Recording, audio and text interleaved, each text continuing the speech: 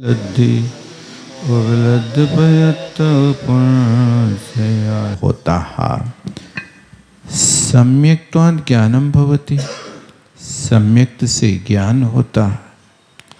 यस्य सम्यक्त्वं नास्ति सा पुमान् अज्ञान एव इत्यर्था। जिस पुरुष के पास सम्यक्त नहीं है वह पुमान् अज्ञान ही है, एक कथन का तात्पर्य है। ज्ञाना सर्व पदार्थानाम उपलब्धि, ज्ञान से सब पदार्थों की उपलब्धि होती है। उपलब्धि का अर्थ क्या है? जीवादि तत्वानाम जीवस्य परिज्ञानम भवति। जीवादि तत्वों का, जीव का परिज्ञान होता है, अच्छी तरह से जानना होता है। उपलब्ध पदार्थ ही पुनः, और पदार्थों की उपलब्धि हो जाने पर उपलब्धश्चासु पदार्था उपलब्ध पदार्था तस्मिन्, उपलब्ध पदार्थ है। जहाँ पदार्थों की उपलब्धि हो जाती है वो पदार्थ उपलब्धि कहलाता है। यहाँ पर एक बहुब्रीहि समास करके उपलब्ध पदार्थ को सिद्ध किया है। किम, क्या होता है? सेया सेयम व्याण आदि। से श्रेया, श्रेय का अर्थ पुण्य होता है। पुण्यम विशिष्ट तीर्थ कर नाम कर्म, मतलब स्वाध्याय करने से भी तीर्थंकर प्रकृति के बंध होता है, ये बताया। श्रेय माने कल्याण होता है, और उस से तीर्थंकर आदि नाम कर्म की पुण्य प्रकृतियों का बंध भी हो सकता, वो ही पुण्य है। अश्रेया पापम, जो सेवन की योग्य नहीं है वो पाप है, यानी चतुर्गति परिभ्रमण कारणम विशेषण जानित है। ये चारों गतियों में परिभ्रमण का विशेष कारण जाना जाता है। इस अश्रेय को पाप कहते हैं और श्रेय का अर्थ पुण्य होता है। इसी बात को समंतभद्र स्वामी ने कहा, न सम्यक् समम किंचित त्रैकाल्ये त्रिजगत्यपि श्रेयो श्रेयश्च मिथ्यात्व समम नान्यतनुव्रता। सम्यक् समम किंचित न, त्रैकाल्ये त्रिजगत्यपि श्रेया सम्यक्त समम किंचित ना। तीनों कालों में, तीनों लोकों में सम्यक्त के समान कोई अन्य कल्याणकारी नहीं है। तनुभृताम पहले लगा लेना। तनुभृताम जीवानाम, शरीर को धारण करने वाले जीव तनुभृताम, संसारी जीवों को तनुभृत कहते हैं। सिद्ध परमात्मा को तनुभृत नहीं कहते हैं, उनको ज्ञान भृताम कहते हैं।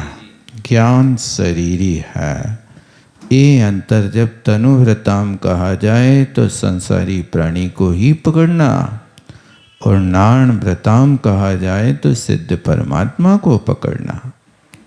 ऐसे प्राणियों के लिए मिथ्यात् समम अश्रेया नान्यत, मिथ्यात् के समान और कोई अन्य कष्टप्रद नहीं या कल्याणकारी नहीं है। मिथ्यात् समम का मूढ़ा इकट्ठा होना चाहिए, क्योंकि मिथ्यात्व में कोई विभक्ति अलग से नहीं रखी है।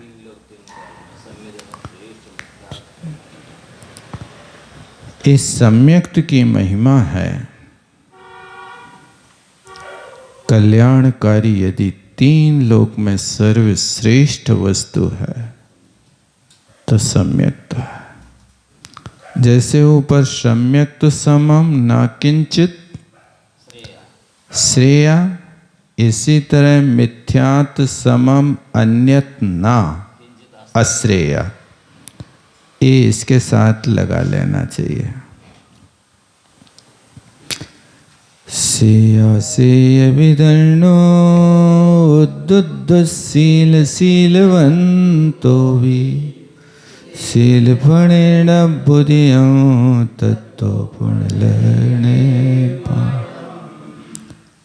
सेया से विदर्णो, से और आश्रय को जानने वाला ज्ञाता, पुण्य पाप को जानने वाला, कल्याण अकल्याण को जानने वाला, सम्यक्त और मिथ्यात को जानने वाला, ऐसा मनुष्य उद्धूत दुस्सीला, जिसने दुस्सील को उद्धूत कर दिया, नष्ट कर दिया, उड़ा दिया। और शीलवंतो भी, वह शील से युक्त होकर भी, शील फलेणे अभ्युदयम, शील के फल से अभ्युदय माने स्वर्ग की प्राप्ति होती है। ततो बाणम लहई, और फिर उसके बाद मोक्ष सुख को प्राप्त होता है। यहाँ पर अभी सम्यक्त का कथन किया जा रहा है, इसलिए दर्शन पाहुड़ में सम्यक दर्शन से स्वर्ग की प्राप्ति होती है। जब चारित्र पाहुड़ पढ़ेंगे तो चारित्र पाहुड़ से फिर मोक्ष की प्राप्ति होगी। इसलिए यहाँ पर ये शीलवान है लेकिन दर्शन से युक्त है, तो अभ्युदय माने स्वर्ग को प्राप्त होगा। और फिर तहते चय, तहत चय ने यो श्रावक व्रतपाल स्वर्ग 16 उपजावे, तहते चय मुनि नर जन्म पाए मुनि हो से। वहाँ भी तहते हैं और यहाँ पहली ढाल में भी तहते हैं। तहते चय थावर तन धरे, और वहाँ है तहते चय मुन नर जन्म पाए मुनि हो से जाओ। इसलिए यहाँ निर्वाण को बाद में रखा, स्वर्ग को पहले रखा। बहुत अच्छा। श्रेयसः पुण्यस्य अश्रेयसः पापस्य वेदन्नो, वेत्ता जानने वाला पुमान, उन्मूलित दुश्शील भवति, वो कर्मों को नष्ट करने वाला होता है। जिस पुण्य की लोग निंदा कर रहे हैं, आचार्य कुंद कुंद स्वामी उसी पुण्य के लिए शीलवान पुरुष बना करके स्वर्ग और मोक्ष के सुख को दिखा रहे हैं। ये लोगों के अपने निजी ज्ञान के कारण कुछ भी अर्थ लगा लेते हैं और आचार्यों की वाणी का अवर्णवाद कर देते हैं। ये अवर्णवाद करने वाले लोग दीर्घ संसारी, पत्थर की नाव की तरह स्वयं डूबते हैं और दूसरों को डुबो डालते हैं। पुण्य की इस तरह से धज्जियां उड़ाते हैं कि जिसके माध्यम से व्यक्ति पुण्य की क्रियाओं से बहुत दूर हो जाता है। जबकि पुण्य सहज में नहीं मिलता। पुण्य की प्राप्ति के लिए शुभ लेस्या कषाय की मंदता शील रूप परिणाम बनाना होते हैं, तब जाकर का पुण्य का बंध होता है। कहीं घोर पाप करते करते पुण्य का बंध नहीं होता। और तीर्थंकर प्रकृति जैसे पुण्य प्रकृति का बंध तो तीर्थंकरों के पादमूल में बैठ के ही बांधना पड़ता, अन्यत्र होता नहीं। कुंद कुंद स्वामी के उपासक हैं, लेकिन कुंद कुंद स्वामी के अभिप्राय को, पूर्ण साहित्य को अच्छी तरह से न पढ़ने के कारण इस तरह से छल ग्रहण कर लेता। सील बंतो भी सील बान पुमान, सील फलेन, सील के फल से अभ्युदयम सांसारिकम सुखम प्राप्त होते हैं।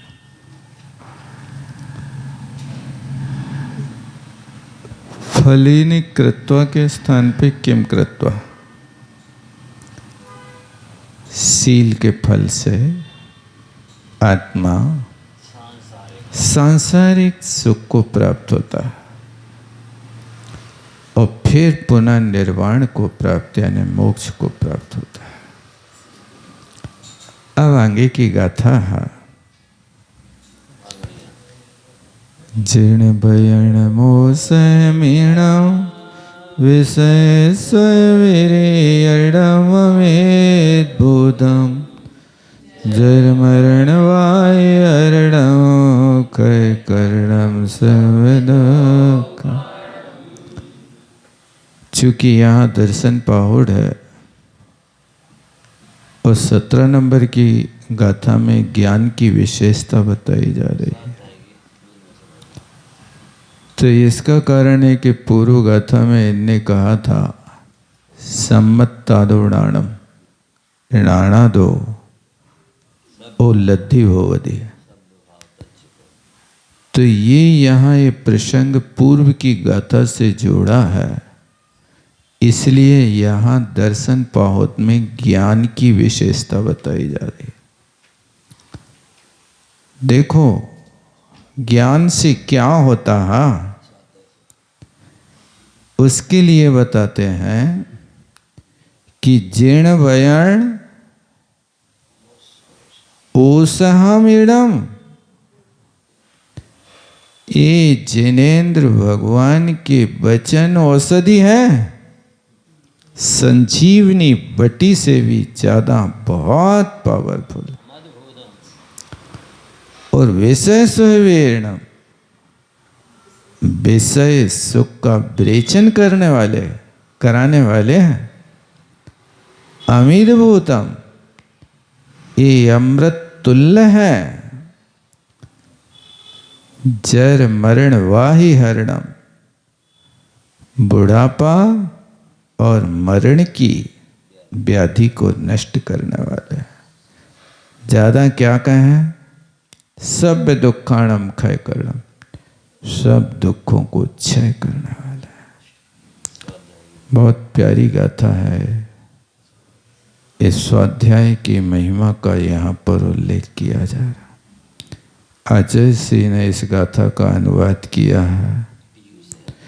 पीयूष है विषय शौक विरेचना है, पीते सुशीघ्र मिटती चिर वेदना है। वाई जरा जन्म रो निवारती है, संजीवनी सुख करी जिन भारती है। ये इसका पद्यानुवाद है, अजय सिंह ने इसको किया है। और इस गाथा को कुंद कुंद के कुंदन में भी रखा। और इसके अलावा एक और ग्रंथ है, क्या नाम है उसका, है? 700-800 गाथाओं का इकट्ठा संकलन जिनेन्द्र वर्दी ने किया था।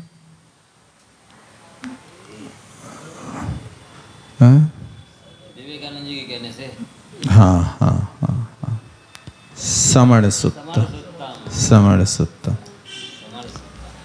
उस समण सूत्र को हिंदी में नाम क्या दिया था उसको? जैन गीता, जैन गीता। उसके अनुवाद का नाम जैन गीता है, मूल ग्रंथ का नाम श्रवण सूत्र है। श्रवण सूत्र माने श्रवणों का सूत्र। हाँ हाँ, महात्मा गांधी के बाद हुए हैं विवेकानंद, विनोबा भावे, विनोबा भावे।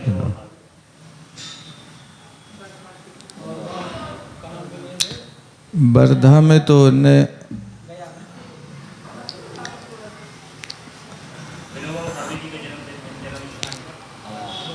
गांधी जी ने भी वहाँ पर समय बिताया है।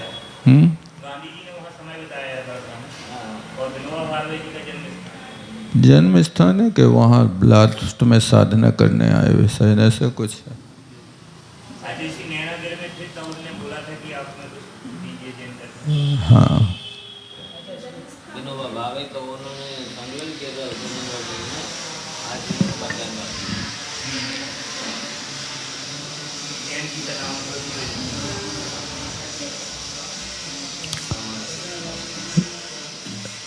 जिन वचनम औषधम इदम,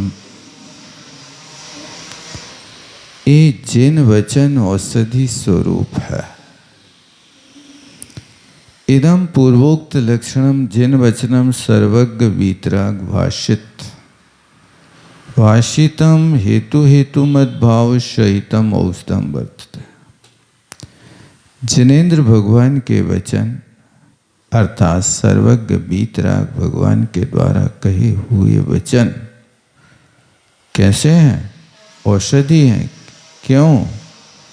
हेतु हेतु मद्भाव से सहित होना चाहिए। ये जिनेन्द्र भगवान के वचन हेतु मद तब बनेंगे जब सम्यक्त हेतु होगा।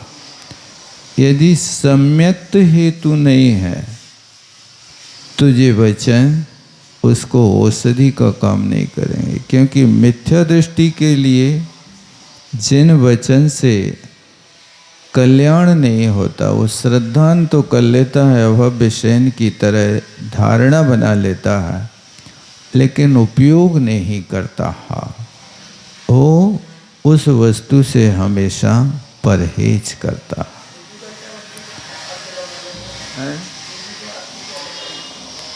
हेतु देख, दो कारण होते हैं ना। जैसे व्याकरण में एक 10वें नंबर का लिंग है ना, लिरंग लकार। लिंग लकार का अर्थ क्या है? हेतु हेतु मद्भावी लिरंग। हेतु और हेतु मद्भाव दोनों होंगे। वृष्टिश्चित वृष्टिश्चित धान्य अभवश्यत, ऐसा कुछ है। यदि वृष्टि होगी तो धान्य अच्छी हो सकती है। ये हेतु हेतु मद्भाव कहलाता है। अभविष्य, यदि वर्षा होगी तो धान्य अच्छी तरह से होगी। ये हेतु हेतु मद्भाव। लिखा ना ज्ञान ही भाव का फूल है, ज्ञान ही दुख का मूल। राग सहित कूल है, राग रहित अनुकूल। चुन इसमें उचित को मत चुन अनुचित घोर। सब शास्त्रों का सार समता। रहने दो, उसको रोको नहीं बेटा। सुनो, मशीन को रोकने जा रहा है।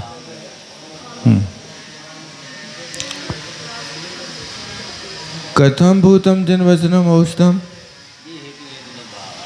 ये जिन वचन औषधि कैसे है? विषयाणाम पंचेन्द्रियार्थानाम ईश्वर रस गंध वर्ण शब्दानाम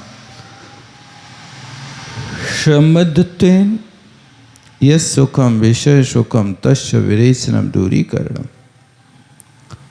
जो पंचेन्द्रियों के अर्थ माने विषय हैं, स्पर्श रस गंध वर्ण शब्द उनसे संबंध होने से जो उन पंचेंद्रियों के विषयों से सुख होता है, उस पंचेंद्री के विषयों के सुख का विरेचन करना माने त्याग करने वाला होता है। अमित भूतम अमृत भूत अविद्यमानम मृतम मरणम यत्र यस्माद्वा भव्यानाम तस् अमृत भूतम अमृतोपम। देखो अमृत किसे कहते हैं? अमृत का अर्थ कोई रसायन लोग समझते हैं, लेकिन अमृत का अर्थ होता है कि जिस स्थान पर मौत नहीं पहुंचती है उस स्थान का नाम अमृत है। अमृतम भूतम अविद्यमान मृतम मरणम यत्र न, जहाँ पर मरण नहीं होता है ऐसा अमृत स्थान कहलाता है। यस्मात् भव्यानाम, भव्य जीवों के लिए वह अमृत भूत है, अमृत के तुल्य है। अमृत को आज तक कोई ने देखा नहीं होगा, सुना तो होगा।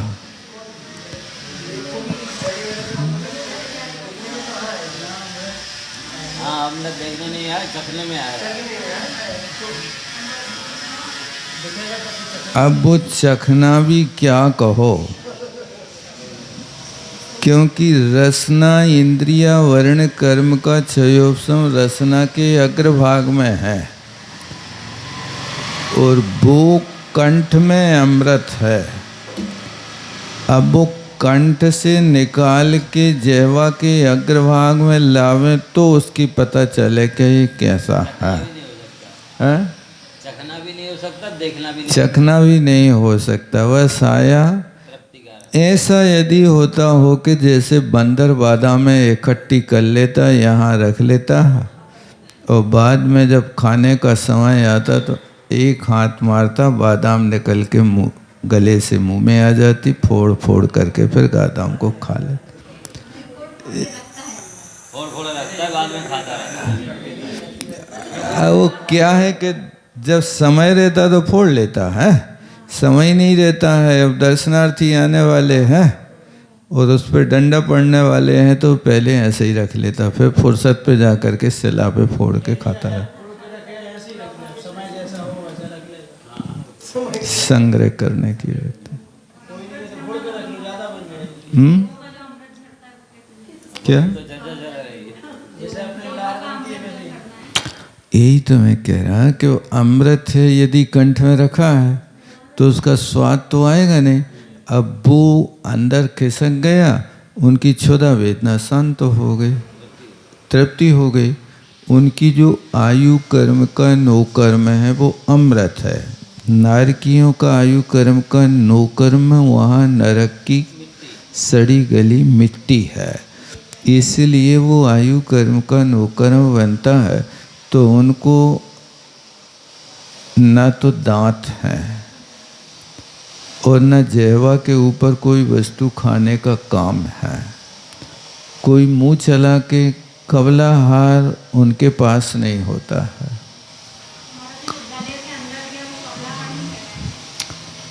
उनको इसलिए मानसिक आहार कहते हैं। कबलाहार सिर्फ मनुष्यों को होता है, त्रेंचों को नहीं। तो ग्रास बना के नहीं खाया ना, एक अपना समय हो गया और समय होते ही वहाँ से वो झर गया और जाकर के शरीर के लिए जो नौकर्म वर्गणा है उस नौकर्म वर्गणा को पुष्टि प्रदान कर दी। इस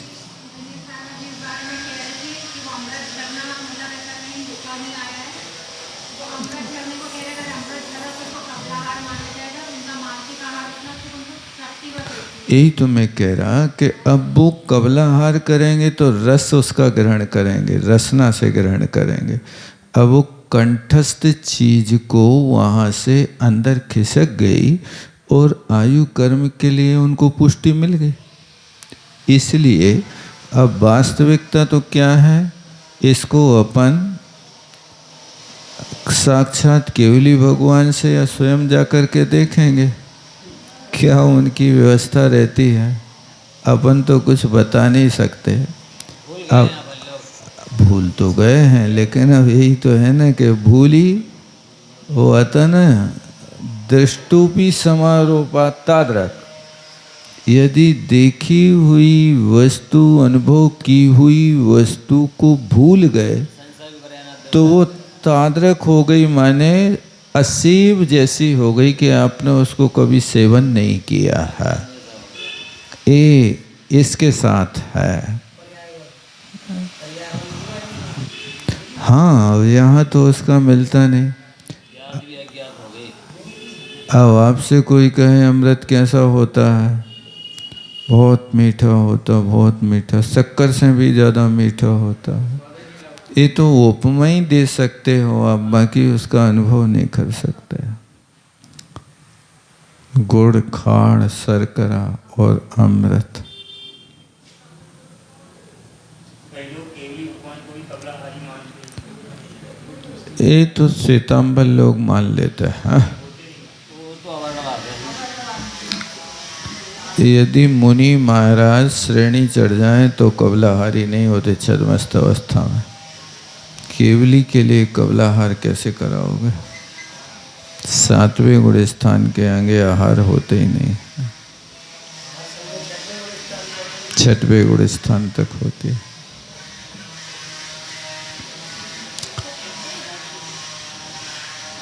तो सर्व जरा मरण व्याधि हरणम विनाशकम क्षय करणम मूलात उन्मूलकम सर्व दुखानाम। सारे के सारे दुखों को जड़ मूल से उखाड़ कर नष्ट करने वाला। मूलात, मूल से, उन्मूल कर दो। उन्मूल माने उखाड़ के फेंकना। कौन से दुख हैं? शारीर मानसा आगंतुक दुखाना। शारीरिक, मानसिक और आगंतुक भविष्य काल में आने वाले दुख, इन सब दुखों का वो विध्वंस करने वाला होता है। जिनेंद्र भगवान का वचन। ना शारीरिक पीड़ा है, ना मानसिक पीड़ा है, ना भविष्य में कोई दुख आने वाला। ऐसा ये हुआ करता है।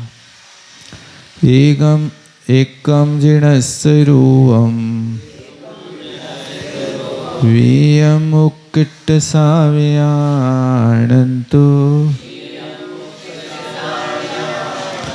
अविरठ्याण तय्यम चौत्तम पुण्यलिंग दंसनम नत्थि।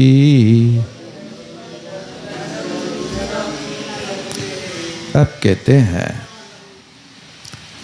एकम जिणस्य रूपम। रूपम के ऊपर अनुस्वार रख लेना। जिनेंद्र भगवान का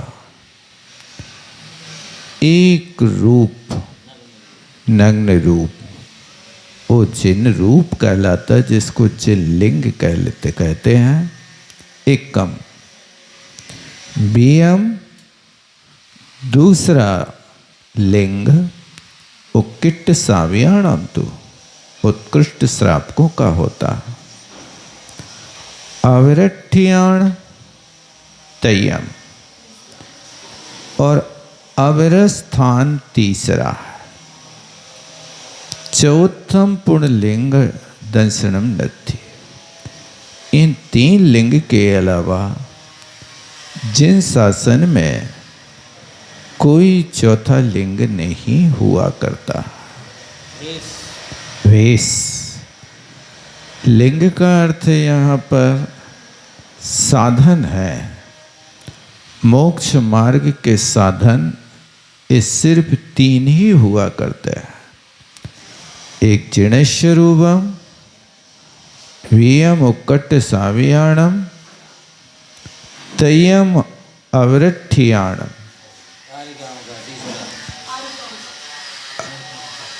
टीकाकार ने आरिकाएं निकाली हैं।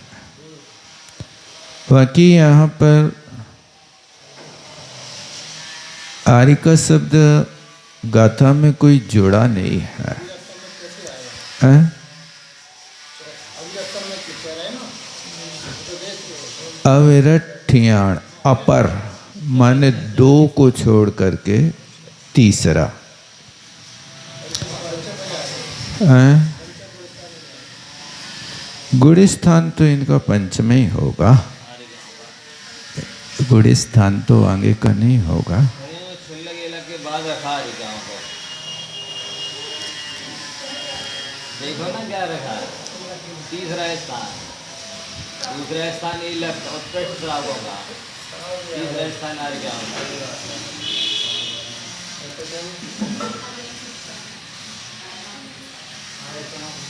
तीसरा स्थान बस ठीक है, सही उपचार से।